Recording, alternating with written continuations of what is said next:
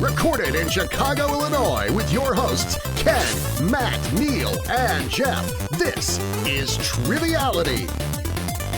The cream of the crop! Hello and welcome to Triviality, the game where a lack of seriousness meets a little bit of knowledge. My name is Jeff, and I'm joined by some very special guests who we will get to in just a moment, but not special guests in the studio with me. If you say so. Offended. I've got Ken, Matt, and Neal. How are you gentlemen doing? What's up? Doing a little less good than when you said it wasn't special. I'm sorry. How dare you? Yeah, you didn't give us our participation trophy. Well, now that I'm in control of the game, Matt always goes and says that every episode is special, so I wanted to offset that. Well, this is a special It is, episode though. because it's actually a landmark episode because it's Matt's last episode In the Sweat Lodge. in the Sweat Lodge. Yeah. Yeah. Tell us about that, Matt. I am moving to Los Angeles for work-related things. National Coffee Company is sending me across the country. Pete's. Yeah. Pete's Coffee. Pete's care Or of it. Dunkin', I think. Yeah. Yeah, something America's like that. running on Dunkin' to Los Angeles. So I will be out in, I don't know, Los Angeles, I guess. Nice. Your full address will be posted in the crowd. Yeah. Living Well- Neal's dream. Before everybody starts crying, you will still be a fixture on the show. Mm-hmm. You'll be there as much as you have been, or maybe even more. I've been promised more. More. There'll be Good. more Matt, as long as my internet connection's all right out there. Yeah, Skype works. The rent's a little high, so I don't know if I'm going to be able to afford internet, but we'll figure it out. All right. Maybe you So- just have your landlord on the show. Yeah, I'm not against that. But we've always appreciated your corporeal presence in the studio. Yeah, But you will be 60% missed of the time. Yeah. Yeah, we appreciate it, Matt. Thank you. Hey, thanks. I'm still going to be here, though, so don't worry. So it was nice. But speaking of LA, Mm-hmm. somebody Great- take the transition. I thought Matt was going to do it, But sorry. speaking of LA, I say Hey, great segue, Ken. Thanks. Joining us from LA is our Aussie friends from Escape This Podcast. How you guys doing today? Hey, not too badly. And if I were a landlord, I would definitely accept trivia in lieu of payment, or I'd be sorely tempted. That's the way you should look at life, I think. Always invite your landlord into all of your personal matters. Yes, that's what you need. That's the kind of relationship you want with a landlord. Yes, exactly. Yeah.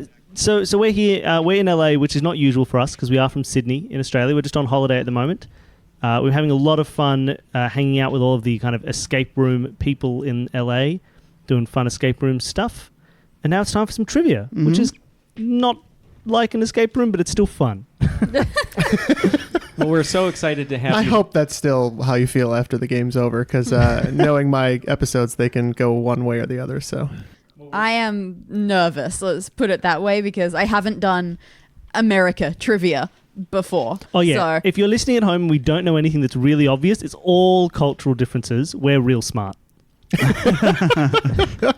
Well, we're super excited to have you here, Dani and Bill. We were on Escape This Podcast, Matt, Jeff, and myself. yeah, we had a great time. And it was amazing. And I became super jealous when I listened to it because it sounded like so much fun. Yeah, so you guys don't know this, but every time that we talk about you, Ken says, I can't believe I wasn't on that show.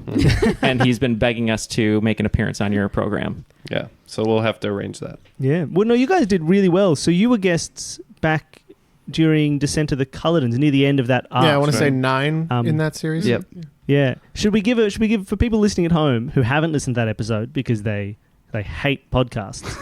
Should we give like a rundown of what the show is? Yes, Yeah. we'd love that. Yes. Are you happy for me to take this, Dani? All good. So the show is escape rooms that Dani creates as audio-only games. So they play sort of like a D&D campaign or sort of like a text-based adventure where Dani describes the full room and you say, oh, that's cool, the chest of drawers, I want to check that out. And then Dani describes the chest of drawers and the 4-digit combination lock that's on it. And then you find 4 digits and you unlock it and you solve all the puzzles and get through it. They're very story-heavy. Compared to some other escape rooms that you can do because Dani's a writer and comes up with a good story. But yeah, they're really fun. We have guests on to play through those episodes. And occasionally we do like 10 escape room arcs with a connected story, which is what you guys were part of. Mm-hmm. Yeah, it blows my mind how creative each and every one of your episodes is week after week. So great job, Aw. guys. Yeah. Yeah, shout out to Lee DeGeorge for introducing us to you guys. He's always setting thank you so us much, up. Lee. Yes, thank you, Lee. And just speaking of just a quick shout out, one of our newer listeners who just joined the crop, Lauren, she reached out and told us that she's been loving the show. She's been a big fan and has been telling everyone she knows to subscribe and listen. So on that note, thank you for doing that. And if you enjoy the show, please, tell some other people, review us on iTunes. We'd appreciate it. But we're giving a special shout out to her 2 kids who always listen to the show with her in the car. And that's Olive and Calvin, also known as CalPal. So thank you guys for listening to the show. And we hope that our voices are soothing your ride from school to school, or to the boxing ring where you guys are underground fighting. I think we're big with the kids. Yeah. We hear that a lot. It goes Peppa and then Triviality. So number 2. That's the transition. A strong number and 2. BTS. Right. It's easy to appeal to kids, though. You just have to be loud and swear a lot. Mm-hmm. Yeah, Well, exactly. you need a repetitive catchphrase like cream of the crop. Yeah, cream of something the like that. crop. Speaking of which, let's toss it to the rules guy. The rules of the game are simple. 20 questions split into 2 rounds worth 10 points apiece. At halftime, there'll be a special swing round designed by this week's host. After regulation, players will enter the final round with the points that they've accumulated and will have a chance to wager 0 to 30 points on 5 categorized questions. At the end of the game, someone will be named the cream of the crop. You know that I'm the cream of the crop. How did he do a kid's voice? We're talking about kids, and he sounded like a toddler today. We was didn't weird. even request that. We didn't. He just knows. Darren's a professional. He knows. He really is. Yeah.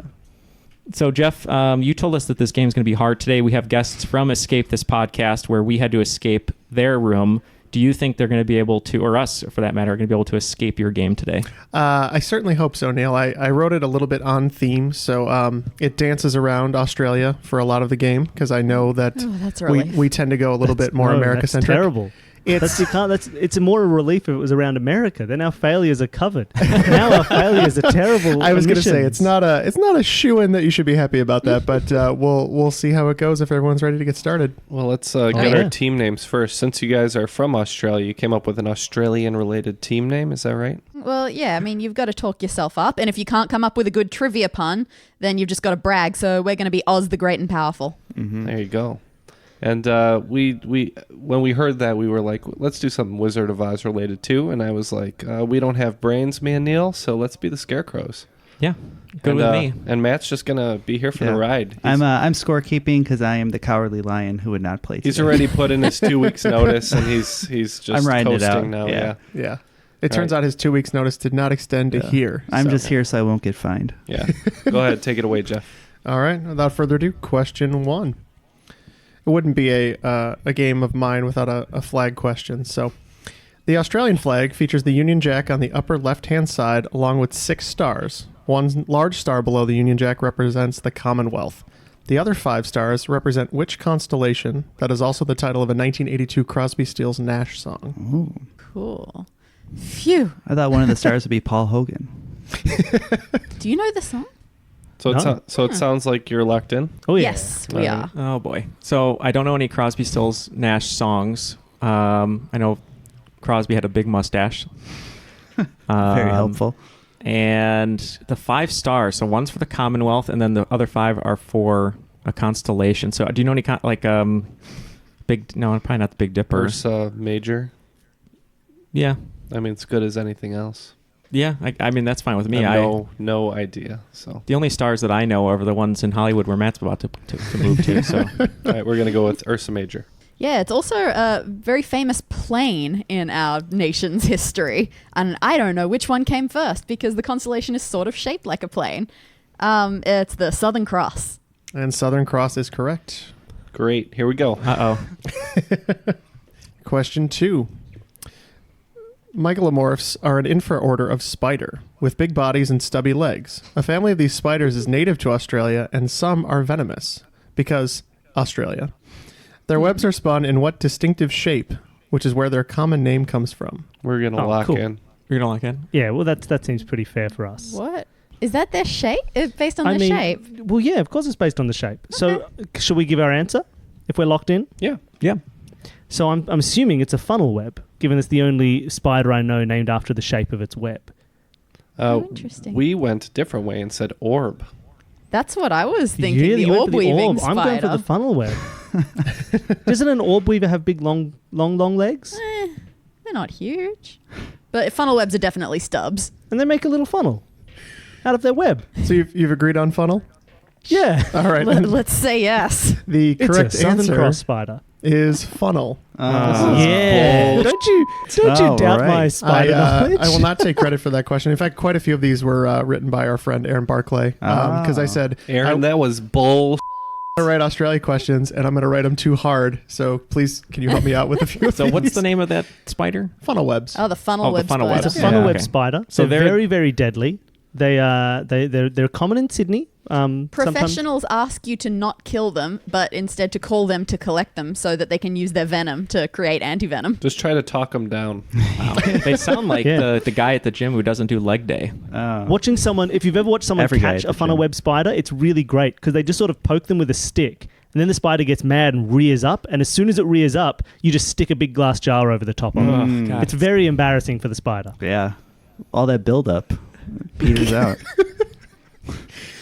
All right, on to question 3. This one is a little bit more American-centric, but while an interesting year in American politics, 1923 was also an interesting year in disgusting food developments, as that was the year the craft product Vegemite first hit the shelves. What noteworthy accomplishment did President Warren G. Harding achieve in 1923, becoming only the 6th president to do so? Named his penis. Oh. I think they all probably have at some point or another. The Australia part was a little shoehorned in there, my friend. What did Warren G. Harding do? I just What If I heard. did only Warren wrote G. Australia Harding questions, do? I think Yeah, that's fair. Ken and Neal would have a rough go of it. Just heard about Warren G. Harding and his exploits. I will let you know that this has now happened 8 times. Oh. Oh. Ooh. I think fart in the Senate is probably appropriate. Yeah, that's fair. Okay, we're locked in. I have no idea how many times that's happened, just that people talk about it when it does. All right, they're locked in. Yeah, we don't really know. So here's the main thing I know about Warren G. Harding is that he wrote love letters to his mistress. So you said, did he get married? Did he get divorced? I don't think it's either of those. I put remarry too, so maybe he had an affair while in office, He like a was public definitely affair. having an affair with this lady that he wrote the letters to, but I think his marriage was intact. Is the thing. Okay. during Wait, this was this the affair. guy in a very early episode of Triviality? You said that he was like they're very dirty letters. Mhm. Oh, okay. Yeah. Oh. Interesting. That's why I said the thing about his Ah. His penis. Yeah. Okay. Yeah. Millicent, is that what it's called or something? Jerry. Jerry. Okay. Yeah. Let's say remarried Remarried? Okay. or married. And While in Oz, office. the great and powerful? We've said that he won without With, the like, popular winning vote. the electorate, but not popular vote. That's a thing that's happened Jeez, a couple of times lately. Killing us. So that has happened. I think it's only happened 4 times. But the most notable thing that Warren G. Harding did in 1923 was he died in office. Oh. Oh, course. I knew he wasn't assassinated. I didn't think of dying. You know, from natural or less unnatural causes. Yep. So I forgot either people do that. between natural causes Die. and assassination, 8 presidents have died in office, making it statistically the most deadly job in the United States. But how many of them have died inside while in office? Oh, most of them. I 100%. imagine. Yeah. Yeah. Except Obama, he came out making Netflix specials. he only Except looked his hair is he only looked real 10 years gray. older. Yeah, it's Yeah. All right, Well, that's question. kind of fine, isn't it? Looking 10 years older after 8 years. Yeah. Yeah, it's not too bad. With the fairly most reasonable. stressful job in the world. Yes, that's a win. Yeah, I'd say so. Question number 4. What is the name of the oldest colonial settlement in Western Australia? It was established in March of 1826, much to the surprise of the natives, I'm sure. And the English duke it was named for was a successor of the English duke who gave his name to a U.S. capital city. I'm looking for the name okay, of that then I think I know settlement what and it is. city. Oh, really? Please. Yeah. You'll have to write it down.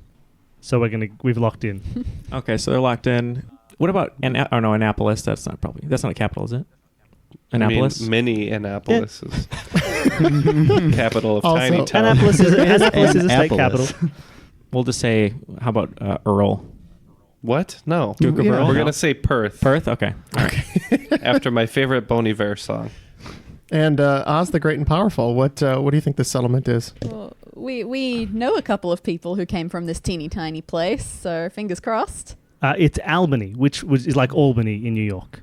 Yes, the correct answer is Albany. But it is pronounced Albany here. Yes, Oh. Is it? Yeah, they don't say Albany. Birthplace of steamed hams. indeed. But sometimes your steamed ham is all bony. Yeah. Sounds that a Simpsons reference? Yeah. Okay. One I forgot and I could have made. If I wrote the question, It would have had there'd be steamed hams. 3 of them. That's all it would be. Just steamed ham. On to question 5. Australia is often a sought-after tourist destination for many Americans. A family of fictional Americans from what TV series, which made its Netflix debut in 2017 and is headed by an Emmy-winning director, would ultimately like to end up living in small-town Australia, assuming the best works out for them? I first was thinking of that it was going to be animated because for some reason I thought of the wild thornberries. We've talked about it before. I don't know why. I think they go to Australia at some point. But knowing Jeff and just his penchant, is that penchant? Penchant? Penchant. Anyway, penchant. It's just penchant. Penchant, We've anglicized that by now. All the First last then. letters are The silent. thing that he does a lot. The thing that he does a lot, looking at current events, 2017 premiered a show called Ozark with Jason Bateman. He just won the Emmy for directing, and he's the head of the show. He's the star. So I have no idea if they want to go to Australia, but I just know he's an Emmy-winning director. That's fine. Okay, so we'll go with Ozark. And Oz? We've also locked in Ozark. I don't think they mentioned Australia until the second season, maybe. I can't remember, but it's definitely a goal. That is correct. Ozark. On the Well board. done for All right. watching that. Yeah. I only got there because of the Emmy-winning director. That's it. Well, after 5 questions, triviality guys, not doing so great so far. Scarecrows. Let's go scarecrows. Yeah. Scarecrows at 10 points and Oz with 40. Oof. So anybody's game. This is a relief. Now we don't need to score any extra points for the whole thing. We're Let's fine. go we're done. scarecrow. We can just go. coast on that. All right. Question 6. Australia is the name of a 12-foot racing yacht that in 1977 and 80 challenged unsuccessfully for what trophy? The oldest international sporting trophy in the world. Just put me out of my misery. This- right This now. question comes up all the Has time. been on the show before. It's gonna and different at our crap. pub trivia. I think so, yeah. And So I thought it was fair game. Oz, are you locked in? You guys Oh know? yes, we're Oh, yeah, Sorry. we're It's also done. particularly We're- funny in this context. Yeah, that's fair. That's pretty funny. I think it's the American Cup, right? I don't know. I'm just thinking of the movie White Squall with Jeff Bridges. but Why? You're not helping. It's a at all. boat movie, Okay. and Ken hates boat movies. Boat movies. I'm just thinking of Final Fantasy VIII where you play as Squall. Yes. Yeah, right. I've Much better. heard that before. The American Cup. I think it's a sailing thing. America Cup? American Cup? Yeah. That. All right. And Oz, what did you say? Oh well, we said the America's Cup. Give me a break. I'm going to give you a break. Yeah, oh, yeah, of course. It is, I it is- wasn't. it I is wasn't rightly suggesting that properly you were so the hopelessly wrong. America's Cup, but we will give it to Because you. it belongs to America, or is it America's S apostrophe? I think Apostrophe it's S. possessive, yeah. Yeah. Not S apostrophe. Apostrophe S. I didn't know if South America was laying claim No, to it as well. America just has it. America. Yeah, We saw it, we took it. that's right. Question 7. Question 7. As of 2019, Daniel Ricciardo is the only Australian participant in what international sport, whose first event is held every year in Australia? Despite the sport's international appeal, there are currently no American participants. That was my first thought. I think the name is associated with that. You know, it's either that or something that I think is exactly the same as that. Yeah. Okay. So you're locked in? We Yeah. are locked in. If he's the first Australian in that sport, I would assume it's a solo sport of some kind. Yeah. Like maybe not like Tennis. skateboarding, tennis. I assume it's not skateboarding since you said there are no Americans involved. At all. So what's I sport? mean, men's tennis, but Serena Williams is American, so that's out. What other- golf? Oh, I think Yeah, but there's plenty of Americans in yeah. solo sports. Solo sport. That name sounds familiar, though. Do you think it's an ice sport of some sort? No, No. let's say men's tennis. Men's tennis. Okay. And Team Oz, what did you say for this one? I was pretty sure he was some sort of racing-y person, so I went with Formula One. Daniel Ricciardo is the only Australian Formula One driver. currently. Oh, that yeah. explains That's a why I Jeff didn't know question. anything about this. Well, I thought maybe you'd get there. You were on the right track. It is one of the most selective sports, as it's very expensive. So there's only 20 drivers, and But the Australian race is the one that starts this season every year. So I had no idea. There's a lot of U.S. men's tennis players. Picking tennis is Sampras, a good choice Agassi. for start of the year things. Because they we retired. Very January fair. Australia. Yeah, that's true. currently. yeah, they first race of the year is in March, and then they run all the way through. I think Saudi Arabia is the end of the calendar with December. So, question 8. This is a Matt question, and now that he's not playing, I'm sad. Thanks. Which famous Australian who was born in New Zealand has done quite a lot of moving over the years? He started his professional career in Europe and has spent time playing for teams in San Antonio, Detroit, Boston, and now Phoenix. And what sport? Basketball. Put down a Alright. human name. I don't. All right, cool. We're locked in with We a are- definitely wrong. We're gonna tap out on this. I have one. no I think idea. this guy's got one of those like classic masculine Australian names. He does. Can't place it though. Okay, and Oz? We went. We took a shot and said, "You never know who's actually a New Zealander or an Australian." We went with LeBron. That's pretty funny. It's Did not, you have a Kyrie, thought it's there, not Neil? Kyrie Irving, is it? No, it's not He Kyrie is Irving. Australian technically, though. Yes, he is. Yeah. It's Aaron Baines, the center Bainesy. for the Phoenix Suns. Honestly, I've never heard of him. I've heard Yeah. of Harold Baines, Uh-huh. the baseball player. It's spelled completely different. Okay. They're not I've heard of related. Bane, the Batman villain. Mhm. Yeah, that's where I'm coming So from. there's multiple of him. Yes. It's Baines. That's how it works. Oh no, Um, there's more than one Bane. yeah, he was on the It's Celtics Baines. most notably, I think. That was his most notable Well, he won a tenure. title with the Spurs. Yeah, but he was like a backup. You invented the alley-oop. I perfected it. Dunked over my head.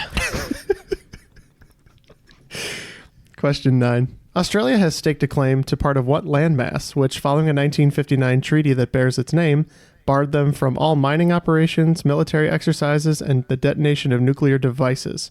This agreement was spearheaded, surprisingly, by the United States and the USSR.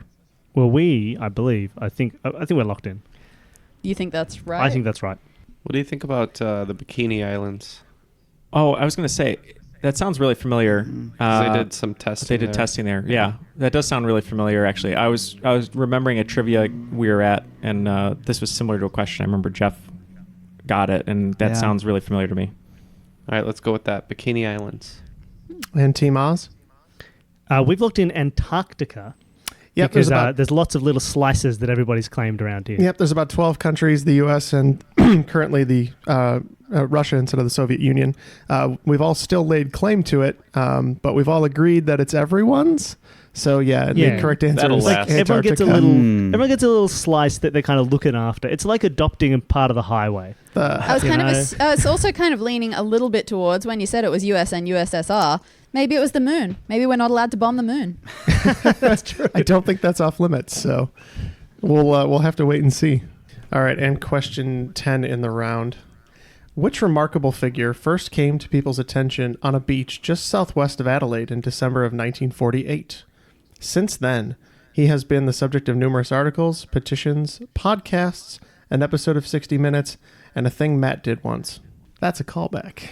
Yeah. Goodness. So, do you reckon it's? I mean, do you think it's a real person, or do you think it's not? Do you think it's I've like never done anything. a person, and it's like like you could say the 12 apostles are people, but they're actually just big rocks off the coast of Australia. Yeah, I can't imagine it being real. But It's not like a person just walked in from the ocean. It's like, oh hi guys, I've been living in the ocean. oh, it's Harold Holt. Yeah, it's Holt's back from the ocean before I even went missing. This isn't a Garfield phone, is it? I don't know if it's fictional or not fictional. I Hugh mean, Jackman, right? Hugh Jackman. He just came in from the ocean, perfectly sculpted. Yep. Mhm. Oh, it's With real. Singing a sideburns. show tune. Yeah. Let's say Paul Hogan. Do I have to Okay. reread the question? Paul to you? Hogan. We're locked in. Okay. Crikey. And Oz the Great and Powerful. We put 2 question marks. Unfortunately, it is not 2 question marks. No, if you'll remember, I believe there was one time Matt visited Australia and he was investigating the Somerton Man. And that was the Somerton Man. Explain. Oh. I know what he's saying. So I improv'd that he was visiting the Somerton Man. I have no recollection of doing that. And that's how. What is the Somerton Man? Is that the mystery briefcase dude or mystery code dude? Yeah, his body just washed up in the beach in 1948, and nobody knew who he was or where he came from. Yeah. He was just an unknown man. Well, after this That is first round, nuts. someone's body's going to wash up in a beach at Lake Michigan. Jeff. Yeah. Not surprised. Would never have gotten it. Yeah, so after the first round, Oz with a commanding lead, 70 so far. Scarecrow's just hanging out in the fields, I guess, at 20. All right, and let's move on to the swing round and see if Jeff has a heart.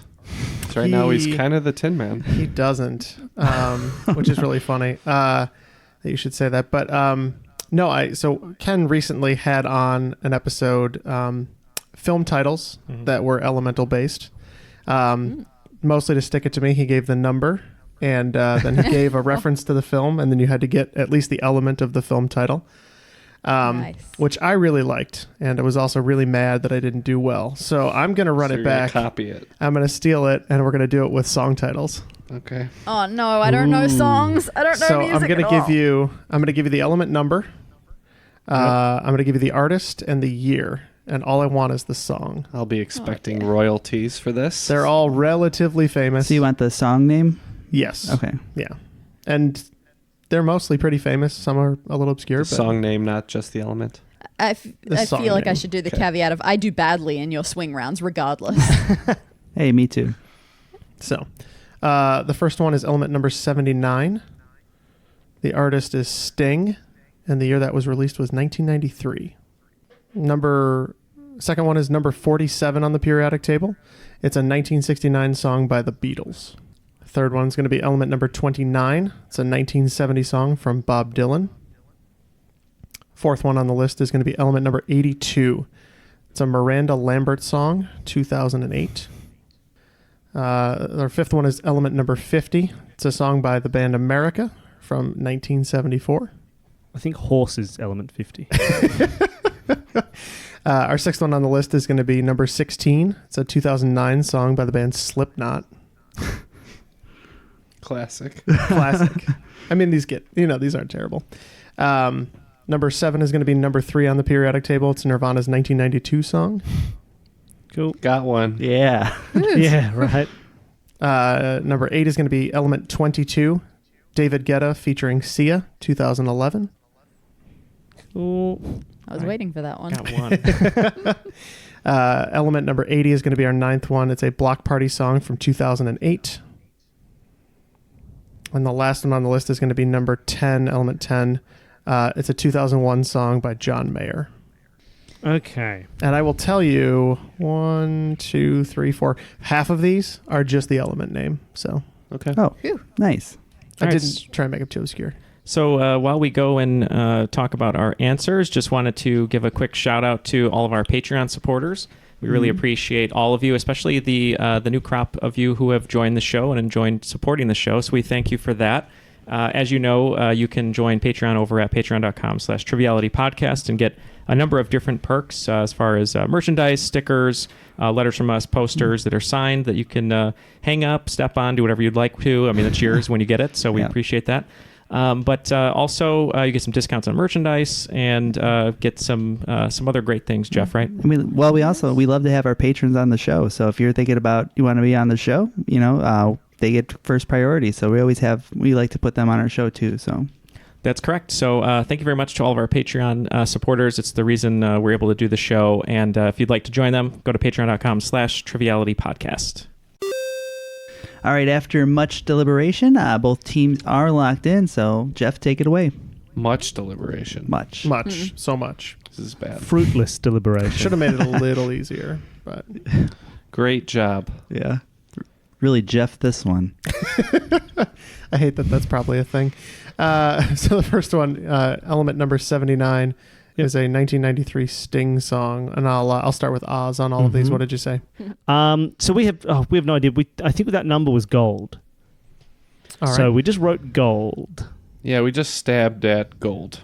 And the song is Fields of Gold, Yay. and so the answer is gold. Yes, we amended the question also while we were deliberating. You just need to name the element now.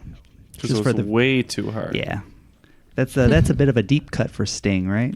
I think. Not really. It's more. I've heard. Well, it's Sing not it. a shallow cut. I'm not going to sing it, but it's As We Walk in Fields of Gold. Is this that song in '93 where he like had it Oh, I do recorded, know but that song. he kept waiting to release it and kept waiting and waiting and waiting, and then finally released?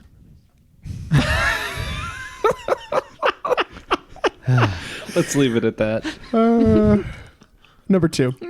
All right, this one was element number 47. It was a 1969 song from the Beatles. What did you have on that one, Oz? I think, again, just going from the element, I think 47 is silver. All right, and Scarecrows? We went platinum. All right, and the song is Maxwell's Silver Hammer. The famous, Oh, very right. famous Beatles song. Oh, yeah. Off of That's the Sgt. song. Pepper? I was just... No, I think it was Abbey Road, Or wasn't Abbey it? Road? Yeah. Yeah, I could was be right. reading someone saying, like all albums, there's one real bad song, and it's Maxwell's Silver Hammer. Yeah, that's probably fair. All right, on to number 3, which is element 29. This is a Bob Dylan song from 1970. We had nothing going Yeah. in terms of This is where we start the guessing our song, numbers because I'm and just like, songs. there's no element of stone, so it's not stone. You know, leather's not an element, so it's not, you know, boots of Spanish leather. So we just went for iron, which sounded like it was the right kind of number, and maybe you'd put iron in the name of a song. Yeah, I think I remember the atomic number from my previous game, and I think that's iron. All right, iron is actually number 26. 26. And so you're pretty close. It's a slightly reddish metal that is copper. The song Copper? is Copper Kettle. Oh, you'll Copper. But I know it's Copper hard and to iron are both very folk elements if you're Yeah. writing a song. it's hard to nail it down though, because Bob Dylan's written 22 billion Yeah. songs. So Approximately. recent estimates show. The fourth one, element number 82. It's a Miranda Lambert song from 2008. We stuck with Thoroughly plutonium. guessing. We're doing mostly numbers. And we thought uranium at first, but then you thought that was 92? Yeah. So we went down and said, maybe it's plutonium, like just one above or something. All right, we thought maybe this was a very thinly veiled superhero metaphor, and we said Krypton. The song is Gunpowder and Lead. Oh, I know that song. I should have known that. Lead. I forgot about Lead's existence. Bloody red. I don't think she's ever shot anybody.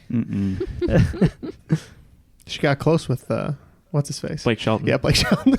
Oh. All right, the fifth one is number 50. This is one of my favorite songs by America. It's a 1974 hit, sort of. Yeah. What did you say, Al? Again, we know Debatable. one America song. Yeah, so we said horse. No, we said platinum. Okay. And this was the one that we said silver for. Okay. You were very close with silver because that's 47. It's Tin. The song is Tin Man, which I thought is That's one that particularly goes, funny. Tin Man, Give it. come together with your hands, save me. Which I'm just sad given the Oz theme Yeah, in the that's room. pretty Yeah, sad. Nobody got what that a one serendipitous name. since it's literally about that. Next one in the round is 16. Slipknot 2009. So we were counting again. But 16 is just out of my knowledge range. I used to just rattle off the first 20, but I can't now. But I think maybe sulfur may have been correct. Okay. And I can picture a connection. Slipknot's Slipknot. kind of a heavy band, so we thought maybe they were talking about poisoning somebody, so we said arsenic. Oh. That's very interesting. But it is the stinkier of the two answers. It is Yes. sulfur. well remembered. All right, I have a feeling that this one is the easy one in the room. Number 3, Nirvana's 1992 song. Oh, yeah. That one's That fine. one we know. That's by the way, it's lithium. Yes. Okay. Thank you for And the we answer. also said lithium. And lithium is correct. All right. Another one that I think easier for everybody to get. Number 22, David Guetta featuring Sia, 2011. Hoping that's titanium. Tossing this one over to Neil. Yeah, this is only one of two that I knew. It's titanium. It is titanium. Well done. Maybe that's the one that's earlier in the periodic table than I thought, not platinum. Maybe. Take it off. Yeah, I think platinum's up in the 70s somewhere. Yeah. All right. Number 9. This is element number 80. It's a 2008 song by Block Party. Absolutely. Yeah, we have no idea. literally no idea number or year or band. So we just said cesium because it's a cool element. That is a very cool element. Love the band Block Party. Seen them many times. And the lead singer Kayleigh, when he sings this song, he goes, "My Mercury's in retrograde." Oh, no. She said Mercury. I'm very glad you got that one. Mercury is correct. Oh, that's an embarrassing miss. I just saw Block yeah. Party at the Riot Fest. Were they good? Very good. They have a The newer Riot Fests. lineup. The Riot Fests. Yes, very good. Number 10. This is a 2001 John Mayer song off of Room for Squares, I think, is the album. What did you say, Oz? I think number 10 is Neon. And I think I remember number 10 was Neon from my previous game. And Neon is correct. So not too. Yeah, that was a good stretch at the end there. 50-50. More Yeah. fair than I thought. I mean, Yeah. not like fair, but we did. Yeah, we did a fair job. Yeah, so the Scarecrows added 25 to bring it up to 45, and the Oz added 30, so they're up to 100. All right, Jeff, let's go to round 2. All right, so for round 2, I veered away from Australia, which I think my co-hosts would be happy about, although I was inspired by Australia. So all of these next questions in this round, they're all going to be based on titles of AC/DC songs. Okay. That is not going to help us, so it's a fair fight. So the first question, and you'll pick them all up, I'm sure. First question is about Angus beef. It is not about Angus beef. It's actually about Hell's Bells. The Hell's Bells are a series of underwater cave formations made of carbonate and shaped like hollow cones. This natural formation can be found in Quintana Roo, a Mexican state, which is part of what large peninsula? Do you Okay, know we're the locked in. Mexican peninsulas? We're locked I in, feel so like feel I free to talk. should. I don't know. Unless it's one of those ones where it's like a state that we know, like, like Chihuahua has a peninsula. But I don't know. Okay, done. Got it. Sure, locked in. Locked in. All right, so we are guessing the Yucatan Peninsula. And Oh, Oz? good. Boom, I said the same thing. Yeah, we said the same thing. My incredulity is because I was thinking of Yukon. I'm pretty sure that's quite far away. And you are correct. It's part of the Yucatan Peninsula. All right. Good job, yeah. Jeff. Don't you, Nah, nah, nah, nah, don't you nah. get me. Good start. Number 2, Shoot to Thrill. Except I couldn't find anything good for that. So Shoot to Kill was a relatively unremarkable 1988 film starring Tom Berenger and what Academy Award-winning actor. The film was the first major screen role for him in 10 years. Other credits, non-film, include being the Bahamian ambassador to Japan. That would make sense, the Bahamian connection, because he would have been the only Academy Award winner who would have been eligible, kind of, to have that role. Yeah. Okay, So let's go with that. we're locked in. We've got no idea. So we're locked in with a blank Not sure. line. So We're thinking this might be actually a little bit more Australia related because his first name is Sydney and his last name is Poitier. Oh. the correct answer that is seems fair. Sidney Poitier. Oh, nice. Very nice. Well done. That's a good cast. That movie's probably Tom decent, Berenger, right? the great catcher in Major League, also in The Substitute. He was actually my substitute teacher in high school. It was pretty crazy. But did he stop knife fights and fight gangs? He stabbed me, in fact. He only shoots to kill. That's why Ken is so hard. Is that what it is? Yikes. I meant like Jesus, I Neil. meant tough. Like he's It's a hard- family show. You know what I'm talking about? He's tough. Yeah, tough. He's a tough guy. Kirstie Alley apparently was also in that, if I remember right. So you know it's From IMDb. It's good. So that's before she traveled to Veronica's closet. Yes. Okay. All right, question 3. This is what you do for the money, honey. In contrast to commodity money, where money is created from precious materials, which type of money or currency that has no intrinsic value is used in the U.S.? The name for this currency is shared with a famous automaker. I remember when we used pelts as money. You Do you? remember? I am a time traveler. I thought you were a- Spoiler alert. He's a How about you use 500-year-old your pelt as vampire. money? You could see my appearance in The Revenant. I was the third man in the background as Leo was getting mauled by a bear. By the bear. Oh, man. I No, okay. I got nothing. We got nothing. We've locked in Wow. with a blank space again. I'm just thinking of car manufacturers, but none of them sound like No. Lincoln, Peugeot money. Peugeot.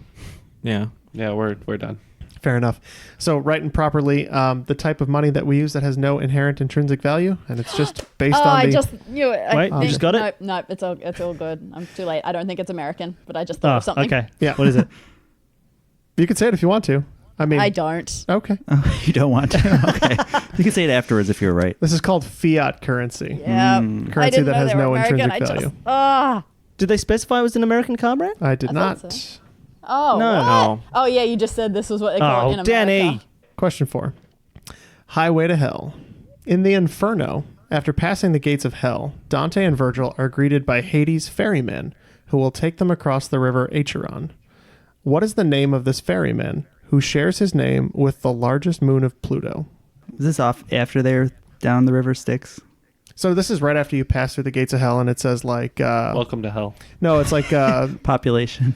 Beware all who Rebellion. enter here, or whatever it says on the gates of hell. I can't remember anymore. Where does Dennis DeYoung One of the come in? things Abandon where- hope, all ye who enter here. He's just past the river You Styx. just hear a fake keyboard flute in the distance. That's really disappointing.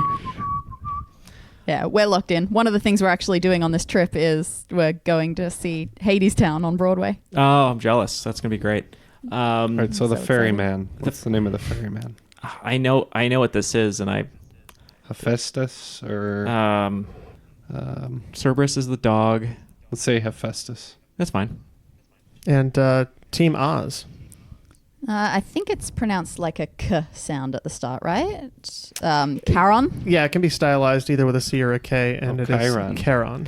Yeah. Yeah. How do you spell that? It's either Karon or Chron, depending on the translation. Karen. There's someone else who's Chiron. Yeah, see, But that's I can't remember who So that I is. always the reason I never remember this is because Chiron from Percy Jackson is the half. Now Right. I can't even think of what he is. A half horse man. Centaur. Yeah. And I always mix him up with the river ferryman. That's okay. The other day, Jeff mixed up a Pegasus and a unicorn. So It was actually pretty epic. Oh, what Yeah. a Embarrassing. loser. Yeah, and and it was committed to the form of a drawing, so Perfect. that will exist forever. Wasn't even a slip of the tongue. On to question 5. I have a drink on me. While the city may have changed its official name in 1996 to Chennai, a bartender would still know that what drink is a type of cocktail consisting of vodka and cranberry juice, often with a squeeze of lime. Yeah, that's what I thought. I know what the city is. I don't know anything about alcohol though. Yeah, but we don't drink, so we just learn geography and don't drink, and so we can answer questions that way. But is that the whole name of it, or is there more to it? It's fine. Like, there's a... Nah, it's fine. well, me and Neil don't drink, but we also don't learn geography. Right. Exactly. Again, I thought Matt might be playing a little bit. That's okay. I don't know this one either. I know, Vodka, right? cranberry, and lime. This is a drink that I used to drink a lot because I felt like the Yeah. cranberry juice would flush out my system, so I'd be getting healthier. Right, as you're I getting the drank. antioxidants. Yeah, Yeah. but that's incorrect Let's though. just say it's a Casablanca. Okay. And Team Oz? I believe the city is Madras, and we thought that trying to add any other drink sort of words to it would hurt, so we just left it at Madras. Yep. Also commonly known as a Cape Cod in the United States. That is a Madras. Never heard of it. I've never heard of that either. Yeah, I just say vodka cranberry. Yeah. Right. They tend to know what that means. I think if I ordered a Madras, they'd be like, "What Probably the hell are you screwed up. talking about?" Go in and order a Chennai. Yeah, Yeah, right. If you order a vodka cranberry, sometimes you'll get a cup of raw cranberries with some vodka on it. Yeah, I wouldn't be mad at that either. All right. It's a long way to the top. Boggy Peak is the highest point of the Sherkarli Mountains on the island of Antigua. On August 4th, 2009, this national leader's birthday, Boggy Peak was renamed after them by former Prime Minister Baldwin Spencer. This world leader, not from Antigua, was born on a different island, depending on who you ask. All right, we're locked in. I reckon it's Castro Sure. because he's a leader on an island. He is a leader of From an an island. island Done. somewhere. I don't know. Okay.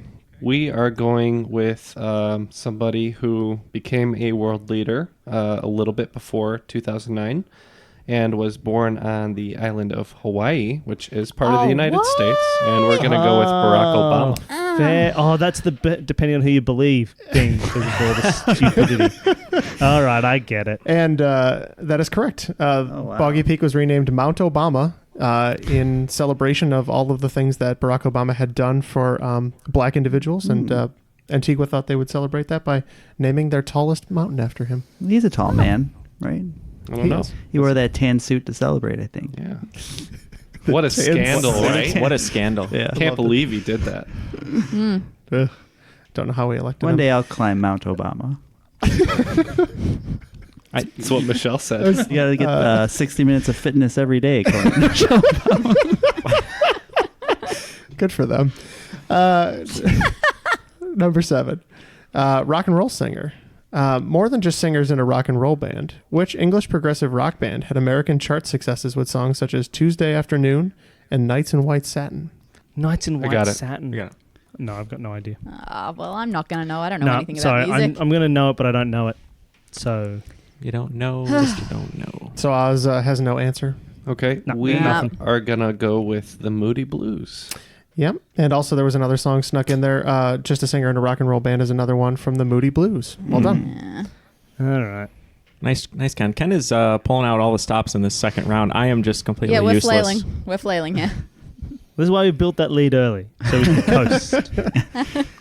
Build a lead and then you coast. That's how you do trivia. Question 8 is about the AC/DC song Live Wire. It's not, but the longest rapid transit system in the world services which Chinese city and its surrounding metropolitan areas with 420 miles of rails? This city is the most populous urban area in China and the second most populous city proper in the world after Chongqing. Is it that one or is it the other one? I don't know. All right, we're locked in. I would have thought it was the other. Was that just like more important but not as populous? I thought that they were more pop. Look, I'm happy to go with that. Okay. Yeah, let's look. Either way, it's become a bit of a flip of the coin. So we're locked in as well. Okay, I presume you were going between Shanghai and Beijing. Oh, yeah. Yep. And because of Banana Phone, we're gonna go with operator get me Beijing Jing Jing. Oh, that's fun because we have gone with Shanghai. So it's a real battle. Well, someone won the coin toss. Unfortunately, someone lost because it was between those two, and it is Shanghai. Oh. Yes. Good work, Danny. Banana Phone. Beijing is like the third or fourth. I mean, China has so many cities that are million plus. How many now, it's times is crazy. Raffi going to let you down? One more time, baby. One more time. Is he still around? Does he still make music? Oh, yeah. Rafi, I mean, if he's not making Flash videos still, I'm going to be very sad. I don't think he made that flash video. Speaking of bananas, the bananas and pajamas aren't around anymore, right? They're not. No, Okay. they felt on They're the stairs. they're from Australia, right? No, Yeah. No? they Yeah. are. Yeah. I thought they were Yeah. from. It's like them and the Wiggles and like, you know, I all used to the kids love. stuff. I would eat Cocoa Puffs and watch Bananas and Pajamas, even though I was much too old for them. But I just enjoyed it. 3 weeks ago. Yeah, it was 3 weeks ago. Oh, I was thinking of Neil has his old- Teletubbies. Right. Teletubbies is No, like English. Teletubbies are British. British. Yeah. British. English, Yeah. yeah. They're hanging out with Screwed up. Peppa, too. Yeah. All right, number 9 is about TNT.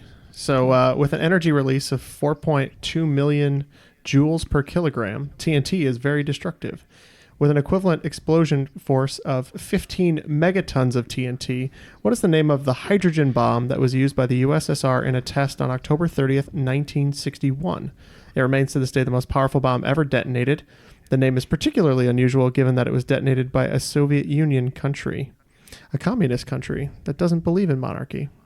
Oh.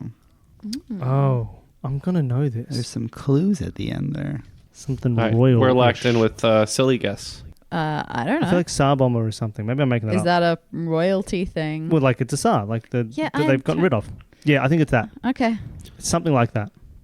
So your answer? Unless I've made that up, and something else is something like that. But there is something in the world that is something like that. Everywhere in the world, there's something that's something like that. So your official answer is what? Tsar Bomber or Okay. something? Oh, okay. We're just gonna guess King James. And the correct answer is the Tsar Bomba. Whoa, Yeah. Well done. Oh, I pulled that out of nowhere.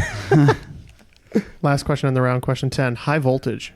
As a way to ensure that observations of physical phenomenon are consistent across measurements, scientists often use what term to ensure they are making equivalent observations?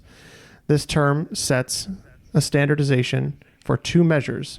This term also has a common abbreviation that I doubt would ever be confused for the San Diego-based rock band. We are locked in, so you can feel free to speak aloud. It's something about that, isn't it? Oh, maybe. I don't really understand exactly what I'm answering here. Like, Is it what's like the a unit or was it a Oh, it's the abbreviation, right? Well, I can't remember. Is that how it goes? Standard like, I'm temperature thinking and pressure? something about standards. I don't know the band. No, that's not helping. Bare naked. You know, like they say it's got to be room temperature or whatever. Yeah, okay. I'm not happy with that. STP for standard Okay. temperature and pressure. I don't know, but I feel like it's something getting there. All right, and Oz is going with STP for standard temperature and pressure. And for Stone Temple Pilots, I'm going with STP. Oh, Yes, so standard Wow. temperature and pressure, Good pick. which is Phew. approximately room temperature of a at sea level, which is a good way because obviously you need to figure out those things. Water boils at about 100 degrees Celsius. And I'm noting it is quite above room temperature in the Triviality Sweat Lodge today. And I have a pot of water right here, and it's actually beginning to boil. Yeah. That does make sense based on the observations. All right, so after round 2, Oz added on 60 points, and the Scarecrow's adding just 50. So going into the final round, it's going to be 160 to 95. So Ken and Neal have a little catching up to do. Yeah, I feel a little bit better now, but I was hoping to get a little bit more ground on them. But Instead of losing ground. yeah, we'll just have to bet big here. Yeah, I just hope we pass 100. All right, Yeah, Jeff. we need to come up with a betting strategy. Bet it all on one. Yeah, Well, I before think that, we're Jeff, gonna bet. let's get to those categories. Okay, so the first one category is going to be something about Australia. Category 2 is going to be something else about Australia. Fair. Category 3 is going to be a third Australian thing. Oh, no. I hate you, Jeff. Category 4 is unsurprisingly going to be about cartoons. New Zealand. And category Simpsons. 5 Look, I didn't even hear is it. going to be about Australia. Yet another Australia category. So all Australia except 4, which is about cartoons. Well, I've been told that we do a lot of America-centric trivia around here, so I figured what better special guests to pander to with Australia-related questions. And pander you did. And the wagers are locked in. Let's hear some questions, Jeff. Question 1 is about Australia, unsurprisingly. William Janzoon departed from his home country's colony in Indonesia in November of 1605 and made landfall at the Pennefather River in February of 1606. Over the next few years, his countrymen charted the whole western and northern coastlines, though made no attempt to settle it. What was the name they gave this land they took credit for discovering? And we will call it This Land. Question 2, also about Australia. January 28th is Australia Day, which commemorates the day in 1788 when the first fleet of British ships arrived in New South Wales to establish what? Question 3. Lake Mungo is a dry lake bed in southeastern Australia surrounded by layers of sands and soil that are archaeologically rich. Discovered in 1972, LM3 is an archaeological find that has been found to be as much as 43,000 years old, making it the oldest known what? Question number 4. I said this one was cartoons. The Tasmanian Devil, a Looney Tunes cartoon which bears little resemblance to its namesake, made his first appearance in 1954 in a short called Devil May Hair, in which Taz's gravelly voice was provided by which man of 1,000 voices? Number 5. Anzac Day is broadly a day of remembrance for all, but was originally created to honor members of the Australian and New Zealand Army Corps who served in what 1915 campaign fought on what European peninsula? All right, we are going to break and think about these answers, and we'll be right back. All right, well, the answers are locked in, but before we get to that, We got to Neal, shill some stuff, right? how about, holidays are coming up and people need to purchase our goods. Neal, tell them about our goods. Well, we got pelts, we got hams, we got some beans, Canned pineapples. Canned pineapples. Dried goods. dried goods. What are we I remember actually when selling? we used pelts as currency. That's right. So no, we're actually selling some great new items. We got some tote bags. We got brand new T-shirt designs with all 4 of our faces. A cream of the crop shirt. We have one of those great shirts if you've ever seen that has like the names with the ampersand. So it says Ken and Matt and Neal and Jeff, which is great. But definitely check out inkedandscreen.com. For all of our goods, or you can go to our website and click merchandise and it'll take you there. But they've been wonderful partners. Taylor and the team over there have been very supportive of the show. They're listeners, and we love to sort of include people who support the show and in turn give you items to purchase. And the link will be in the descriptions in the show notes. Yeah. And for $1,000, you can rent me out, and I'll do whatever you want. In fact, I think Ken and I were kind of spitballing an idea the other day. We'd like a Renaissance level patron where you pay for all of our bills and we toil away on our podcast in your basement. Well, that sounds wonderful. And on that note, let's get some of those answers.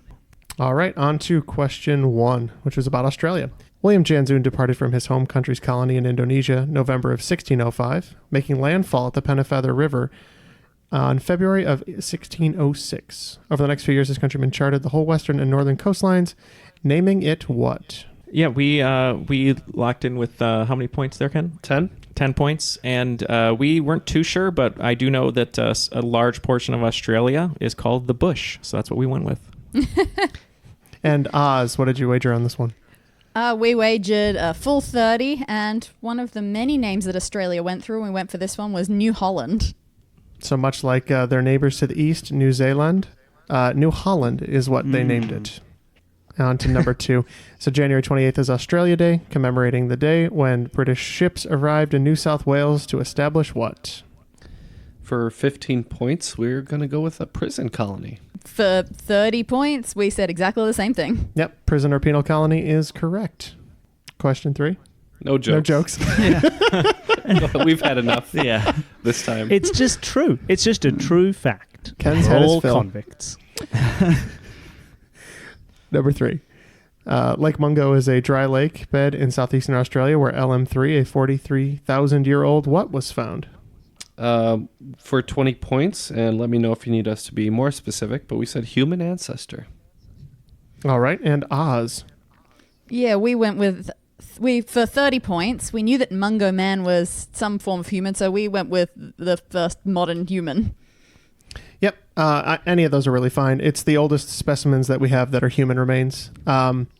LM1 was the first specimen found there in 1962, and then they gave that and LM3 back to the Aboriginals upon their discovery. And what about LMFAO? They're not dead yet, but I'm sure they can be buried there when they're done. Question 4 was all about cartoons, and when I think of cartoons in Australia, I think there's only one question I can ask. So who voiced the Tasmanian Devil? For 30 points, Neil? We went with the man behind Bugs Bunny, Mel Blanc. And Oz, what did you have for this one?